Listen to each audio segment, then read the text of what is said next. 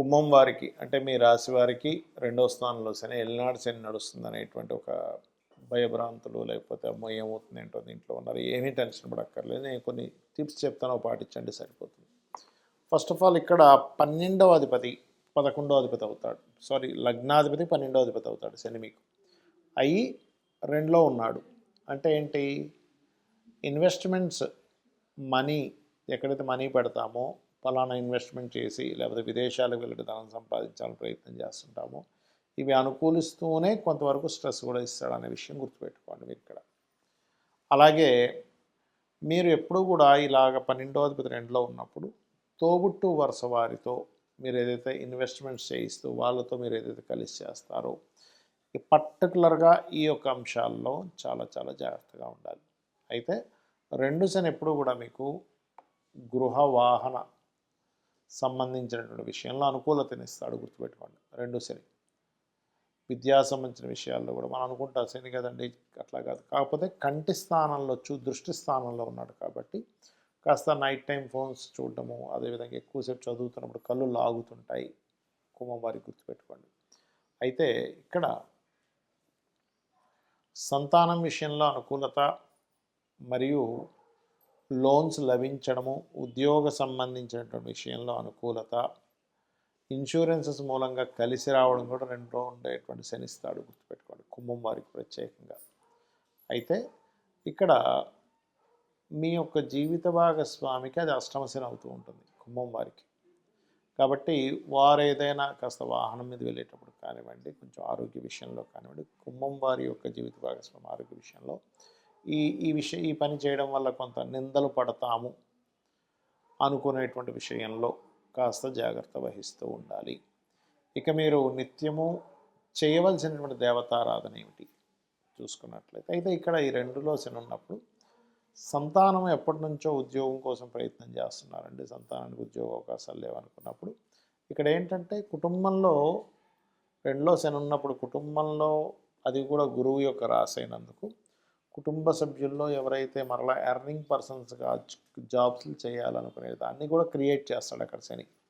అయితే మీకు ఏలినాడు శని ఉందనే విషయం ఫస్ట్ పక్కన పెట్టేసి నిత్యము కొన్ని పాటించండి, ఎటువంటి ఇబ్బంది ఉండదు.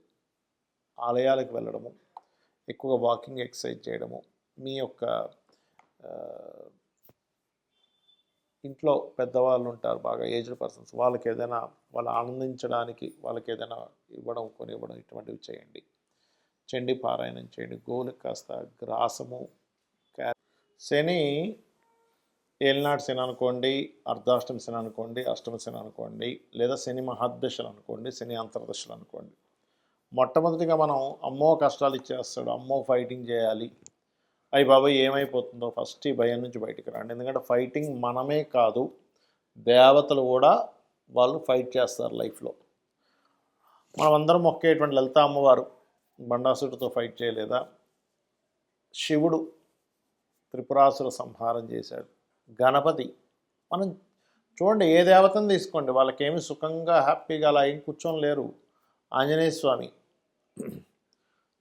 మనకి లంకకు 100 యోజనాల లంక ఇక్కడి నుంచి ఎగురుకుంటూ వెళ్ళి అక్కడ చాలా బీభత్సం చేసి మళ్ళీ వచ్చాడు.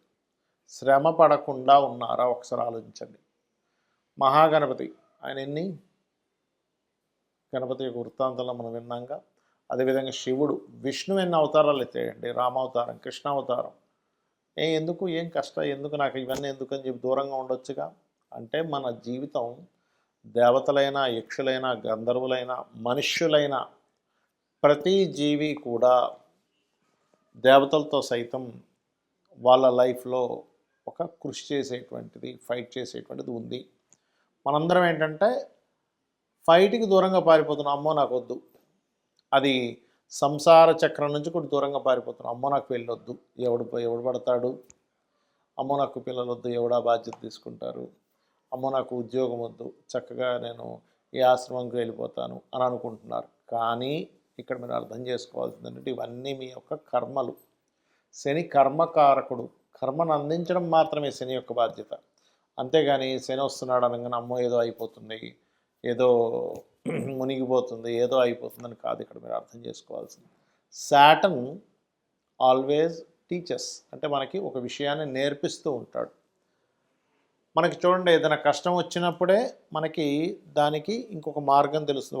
ఒక రూట్లో వెళ్తున్నాము, ఆ యొక్క రూట్లో వెళ్తున్నప్పుడు అక్కడ ఉండేటువంటి ప్రాంతం బ్లాక్ అయింది. అప్పుడు మనం ఇంకొక మార్గం గుండా వెళ్ళి గమ్యాన్ని చేరుకుంటాం. అంటే గమ్యం చేరుకోవడానికి కొన్ని ఆటంకాలు ఏర్పడితేనే మీకు మరొక కొత్త రూట్ తెలుస్తుంది.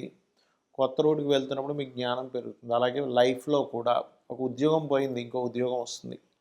లేదా ఇంకోటి ఏదో కష్టం పడుతున్నాం, ఫైనాన్షియల్గా ఇబ్బంది వస్తుంది, అప్పుడు ఇంకో ఫైనాన్షియల్గా ఇంకెలా సంపాదించాలని తెలుస్తుంది. కాబట్టి ఏంటి, శని ఆల్వేస్ కర్మకారకుడు, లాభాలకు కారకుడు, ఉద్యోగానికి కారకుడు, ఆయుష్కి కారకుడు. ఈ పాయింట్ ఆఫ్ వ్యూలో ఆలోచించండి.